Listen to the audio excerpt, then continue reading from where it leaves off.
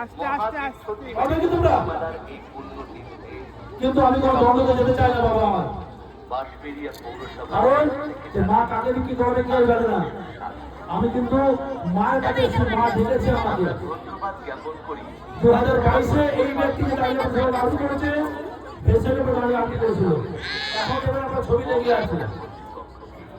কিন্তু আমি কাউকে কোনো দ্বন্দ্ব বাড়াতে চাই না বাবা আমার মা। তুমি চেষ্টা করবেন, ভাব না হলে ভর্তি হয় না, আর ভর্তি না হলে প্রেম হয় না। এই প্রেম কিন্তু সেই প্রেম নয়, এটা আমরা ভাবছেন ঈশ্বরীয় প্রেম। ঈশ্বরকে কখন কি দিবে, ঈশ্বর কখন কাকে কি দিবে দেখতে চাই। কিন্তু আপনাদের এই চেষ্টা করবেন না যে আপনাকে দেখতে চাই না, আমি একটি মায়ের অবদান চাই যে আপনাকে সামনে দেখতে চাই।